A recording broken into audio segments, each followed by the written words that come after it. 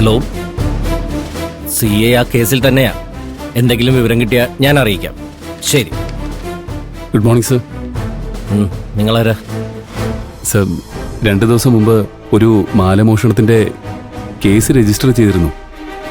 എൻ്റെ അമ്മയ്ക്ക് പരിക്ക് പറ്റി ആശുപത്രിയിലുമായിരുന്നു. സാറാണ് പരാതി എഴുതിയെടുത്തത്. ആ, ഓർമ്മയുണ്ട്. അന്വേഷണം നടന്നുകൊണ്ടിരിക്കുക. CA ഒരു പ്രധാനപ്പെട്ട കാര്യത്തിന് MLA വീട് വരെ പോയിരിക്കുക. ഇന്ന് അദ്ദേഹത്തെ കാണാൻ പറ്റില്ല. നിങ്ങൾ പോയിട്ട് നാളെ വരൂ. എന്താ സാർ ഇങ്ങനെ പറയുന്നത്?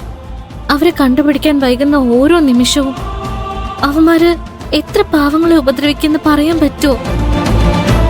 ചെയിൻ മോഷ്ടിക്കുന്ന എല്ലാവരെയും അറസ്റ്റ് ചെയ്യുമെന്നും വന്ന് ആളെ തിരിച്ചറിയണമെന്നും സാർ എന്നോട് പറഞ്ഞിരുന്നു.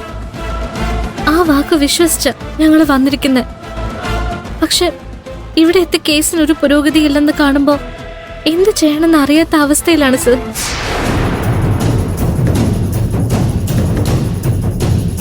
ഒരു സ്റ്റേഷൻ പരിധിയിൽ ഒരു ദിവസം എത്ര കേസുകൾ വരുന്നുണ്ടെന്ന് അറിയാമോ? ഇവിടെയുള്ള 10 പോലീസുകാരെ കൊണ്ട് എല്ലാം തെളിയിക്കാൻ പറ്റും. നിങ്ങളുടെ കേസ് ഒരു ചെയിൻ മോഷണമല്ലേ? MLA കാറിന് നേരെ ആരോ നാടൻ പോകാൻ പറഞ്ഞു. CA അതിന്റെ അന്വേഷണത്തിലാ. വെറുതെ ബഹളം വയ്ക്കാതെ പോയിട്ട് നാളെ വരാൻ നോക്കും. സർ സർ എന്താ നിങ്ങളുടെ പ്രശ്നം? ഒരു തവണ പറഞ്ഞാൽ നിങ്ങൾക്ക് മനസ്സിലാവില്ലേ? സർ, എനിക്ക് ഒരു ചോദ്യത്തിന് മാത്രം മറുപടി കിട്ടിയാൽ മതി. ഒന്ന് ദേഷ്യപ്പെടാതെ കേൾക്കാമോ? ചോദിക്കേ. സർ, ആ കള്ളനെ പിടിച്ച എൻ്റെ അമ്മയുടെ ചെയിൻ തിരിച്ചു കിട്ടുമോ? ഉള്ളത് പറയാലോ. ഇങ്ങനെയുള്ള കേസുകളിൽ മാല തിരിച്ചു കിട്ടാനുള്ള സാധ്യത വളരെ കുറവാണ്. അവൻ ഏതെങ്കിലും കടയിൽ പണയം വച്ച് കാശ് വാങ്ങിച്ചിട്ടുണ്ടെങ്കിൽ അതെങ്ങനെയെങ്കിലും തിരിച്ചെടുത്ത് തരാൻ പറ്റും. പക്ഷേ ഉരുക്കി വിറ്റ് കഴിഞ്ഞാൽ ഒന്നും ചെയ്യാൻ പറ്റില്ല. അതേ ചെയിൻ തിരിച്ചു കിട്ടുമെന്നുള്ള പ്രതീക്ഷ വേണ്ട. കാശോ അതേ തൂക്കത്തിൽ സ്വർണമോ തിരിച്ചു കിട്ടിയെങ്കിൽ ഭാഗ്യം. പോയിട്ട് നാളെ വാ. Sir sir please.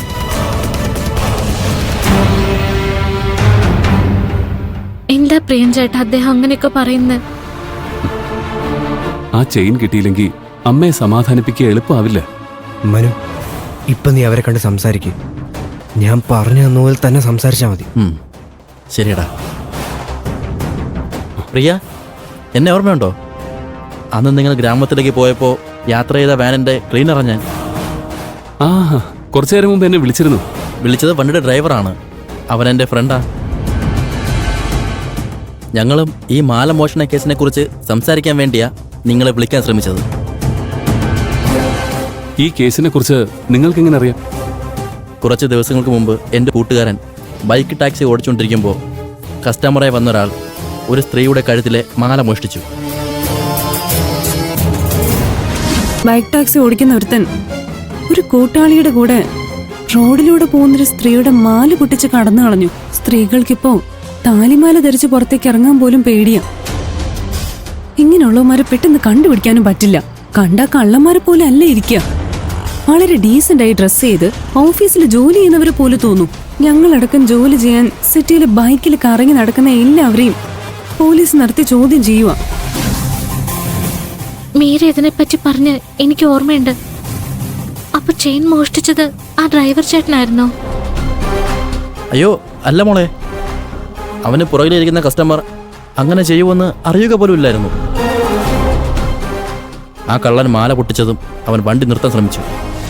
പക്ഷേ ആ കള്ളൻ അവനെ കത്തി കാണിച്ച് ഭീഷണിപ്പെടുത്തി രക്ഷപ്പെട്ടു. പക്ഷേ ആ കള്ളൻ്റെ ഫോൺ നമ്പർ ഉപയോഗിച്ച് അവനിപ്പോൾ എവിടെ ഉണ്ടെന്ന് ഞങ്ങൾ കണ്ടുപിടിച്ചു. ഞങ്ങൾ അതിനെക്കുറിച്ച് പോലീസിനെ പരാതിപ്പെടാൻ തയ്യാറാകുമ്പോഴാണ് പ്രിയൻ്റെ അമ്മയ്ക്കും ഇങ്ങനെ തന്നെ സംഭവിച്ചെന്നറിയുന്നത്. ഈ 2 മോഷണവും നടത്തിയത് ഒരാൾ തന്നെയാണോ എന്ന് എനിക്കൊരു സംശയമുണ്ട്. അതാ നിങ്ങളെ വിളിച്ചത്. നിങ്ങളുടെ കയ്യിൽ അവൻ്റെ ഫോട്ടോ ഉണ്ടോ? ആ ഉണ്ട്. ആ കള്ളൻ ബൈക്ക് ടാക്സി ബുക്ക് ചെയ്തപ്പോൾ ആ ആപ്പിൽ അവൻ്റെ ഫോട്ടോ ഉണ്ടായിരുന്നു. അത് ഞങ്ങൾ എടുത്തു വെച്ചിട്ടുണ്ട്. ആ ഫോട്ടോ ഒന്ന് കാണിക്കാമോ? അതിനെന്താ?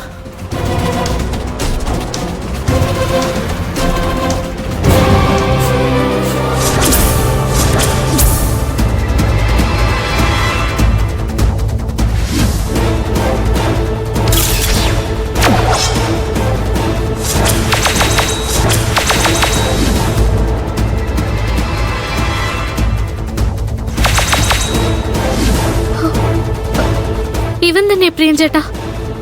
ഇവന്റെ കണ്ണുകൾ ഞാൻ മറക്കില്ല. ഇപ്പൊ തന്നെ ഈ ഫോട്ടോ പോലീസിനെ ഏൽപ്പിച്ചിട്ട് അവനെ അറസ്റ്റ് ചെയ്യാൻ പറയാം. ആ ഇൻസ്പെക്ടർ ഇന്ന് നല്ല തിരക്കില്ലാന്നല്ലേ പറഞ്ഞത്.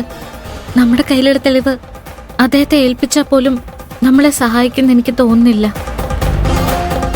അത് മാത്രല്ല, മാല മോഷ്ടിച്ചവൻ അത് കയ്യിൽ വെച്ചിട്ടുണ്ടോ അതോ ഒരുക്കിയെടുത്തോന്ന് നമുക്ക് ആദ്യം കണ്ടുപിടിക്കണ്ടേ. നമുക്ക് മാല കിട്ടുന്നല്ലേ പ്രധാനം. അവൻ ഒളിച്ചിരിക്കുന്ന സ്ഥലത്തേക്ക് പോയി ആ മാല വാങ്ങിച്ചതിന് ശേഷം അവനെ പോലീസിൽ പിടിച്ചു കൊടുക്കാം. നമ്മൾ ചോദിച്ചാ ഉടനെ അവന്മാര് മാല എടുത്ത് തരൂ. നമുക്ക് ശ്രമിച്ചു നോക്കാം. നമ്മളെ കൊണ്ട് നടന്നില്ലെങ്കിൽ വേറെ വഴി നോക്കാം. ശരി, അമ്മയ്ക്ക് ഞാൻ ആ മാല തിരിച്ചേൽപ്പിക്കാന്ന് വാക്ക് കൊടുത്തതാ. ബ്രോയുടെ പേര്? എൻ്റെ പേര് മനു. ഞങ്ങളെ ഈ മാല കണ്ടുപിടിക്കാൻ ഒന്ന് സഹായിക്കാമോ? സ്ഥലം കണ്ടുപിടിക്കുന്നത് വരെ മതി, ബാക്കി ഞങ്ങൾ കൈകാര്യം ചെയ്തോളാം. ഞാൻ കൂടെ വരാം. Thanks bro. ആ ചെയിൻ കയ്യിൽ കിട്ടട്ടെ, അവന്മാരെല്ലാം പോലീസിന് പിടിച്ചു കൊടുക്കാം.